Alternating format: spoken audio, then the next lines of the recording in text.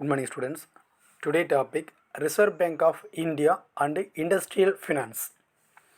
The Reserve Bank of India RBI அதிக அளவில் அது கமர்ஷியல் பேங்க்ஸுக்கு ஷார்ட் டேர்ம் லோன்ஸ் மட்டுமே கொடுப்பாங்க. அந்த ஷார்ட் டேர்ம் பேங்க்ஸோட லோனுடைய டேஸ் என்பது 90 டேஸ் 90 நாட்களுக்கு உட்பட்டு தான் என்ன பண்ணுவாங்க அப்படின்னா கடன் அப்படின்றது கொடுப்பாங்க.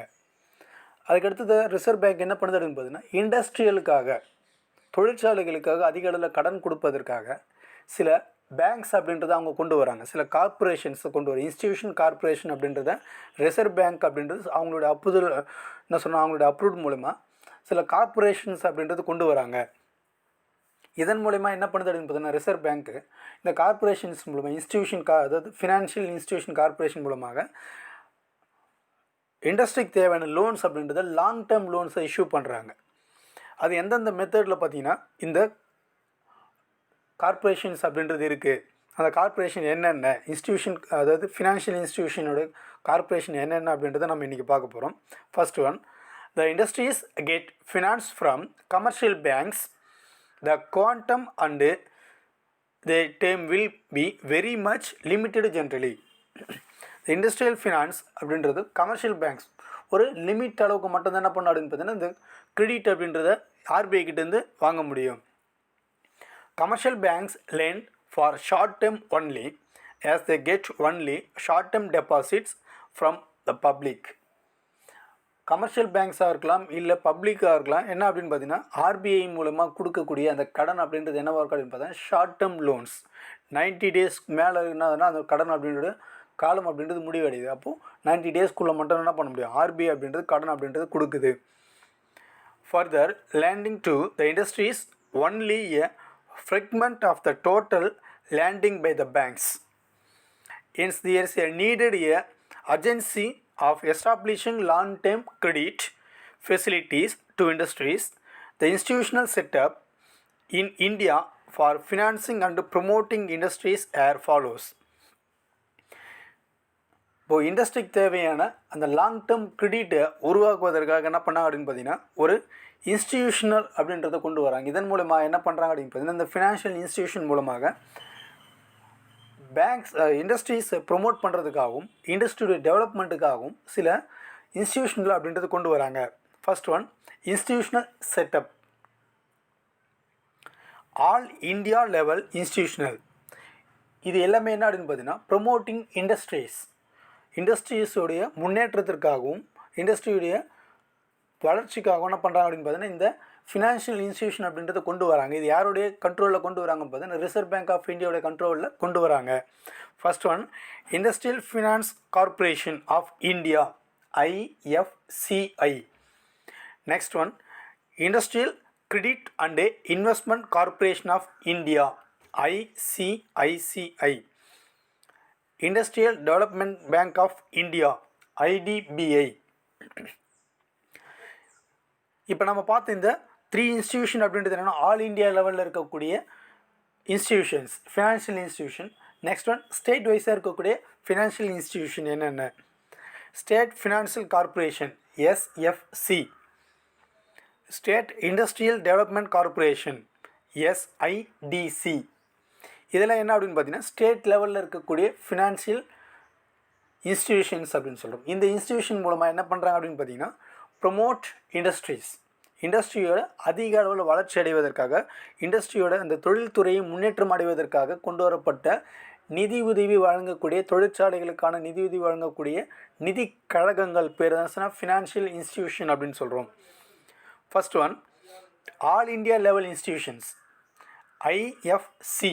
அதோடைய அப்ரிவேஷன் என்ன அப்படின்னு பார்த்தீங்கன்னா industrial finance corporation of India.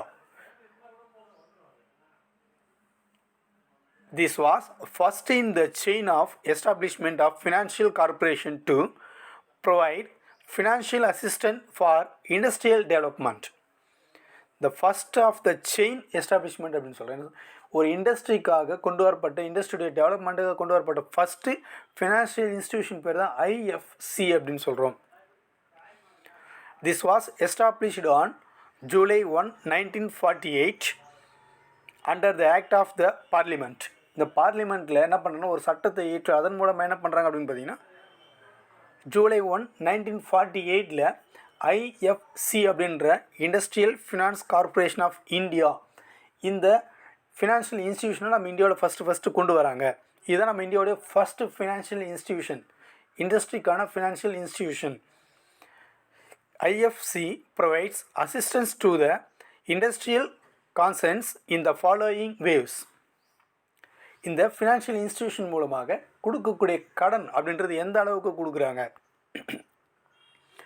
Long term loans both இந்த ருபீஸ் அண்டு ஃபாரின் கரன்சிஸ். இந்த ஃபினான்ஷியல் இன்ஸ்டிடியூஷன் ஐஎஃப்சி அப்படின்றது லாங் டேர்ம் நீண்ட நாட்களான நீண்ட நாட்கள் கடன் அப்படின்றது கொடுக்குது, நீண்ட கால கடன். அந்த கடன் அப்படின்றது ரெண்டு விதமாக கொடுக்குது. ஒன்று என்ன அப்படின்னு பார்த்தோன்னா foreign currency and Indian rupees, இந்திய பண மதிப்பிலும், அதுக்கடுத்து பார்த்தீங்கன்னா ஃபாரின் கரன்சி. இந்த ரெண்டு வகையான பணங்கள் மூலமாக என்ன பண்ணுது அப்படின்னு பார்த்தீங்கன்னா ஃபினான்ஷியல் சப்போர்ட் அப்படின்றத பண்ணுது, லோனை இஷ்யூ பண்ணுறாங்க.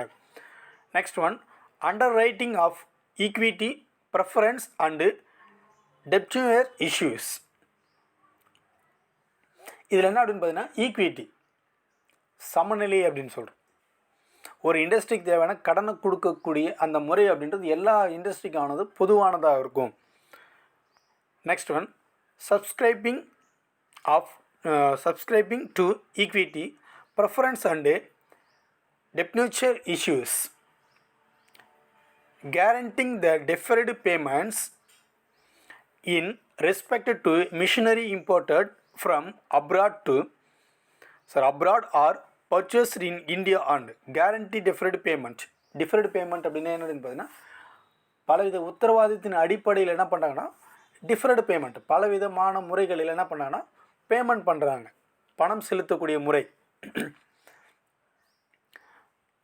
Next one guaranteeing of loans raised in foreign currency from foreign financial institutions. அதுக்கடுத்து பார்த்தீங்கன்னா உத்தரவாதத்தின் அடிப்படையில் நிச்சயத்தன்மையின் அடிப்படையில் என்ன பண்ணுதுன்னா ஃபாரின் கரன்சி மூலமாகவும் என்ன பண்ணுறாங்க அப்படின்னு பார்த்தீங்கன்னா லோன் அப்படின்றத இஷ்யூ பண்ணுறாங்க.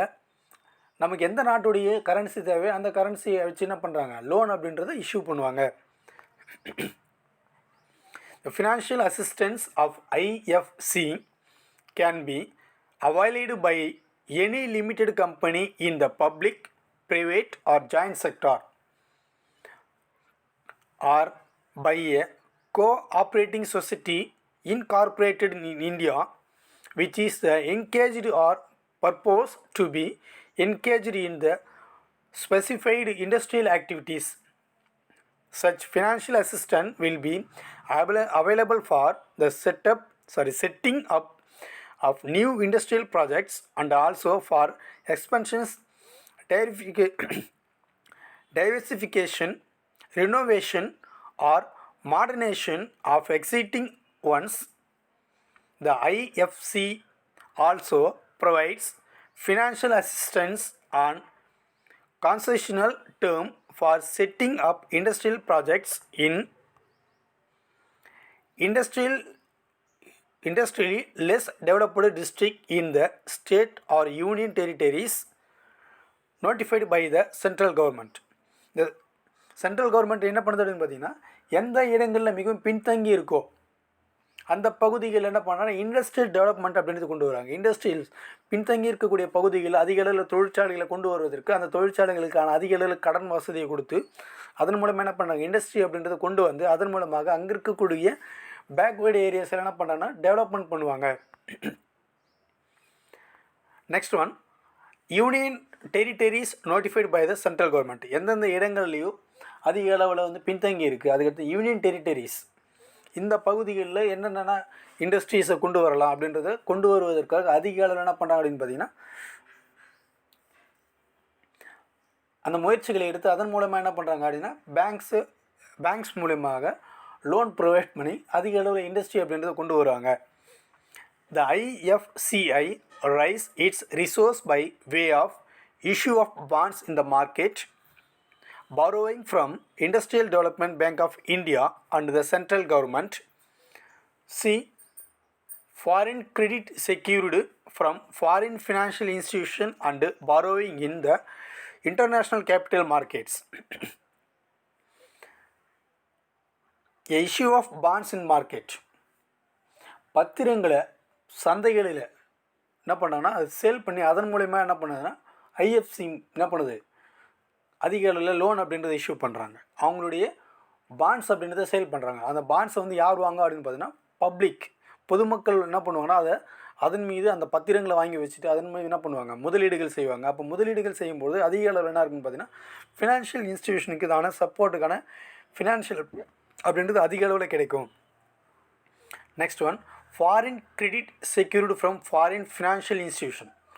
வெளிநாட்டு அந்நிய செலாவணியிலிருந்து கிடைக்கக்கூடிய கடன்களும் அதுக்கடுத்து பார்த்திங்கன்னா ஃபாரின் ஃபினான்ஷியல் இன்ஸ்டிடியூஷன் வெளிநாடுகளிலிருந்து இருக்கக்கூடிய நிதியியல் கழகங்கள் மூலமாகவும் கடன் வசதி ஏற்படுத்துவது, அதிக அளவில் முதலீடுகளை கொண்டு வருவது, இன்டர்நேஷ்னல் கேபிட்டல் மார்க்கெட் தேசிய முதலீட்டு சந்தை அப்படின்னு சொல்லுவோம். இதன் மூலமாக என்ன பண்ணுறாங்க அப்படின்னு பார்த்தா கடன் உதவியை ஏற்படுத்தி தருவது.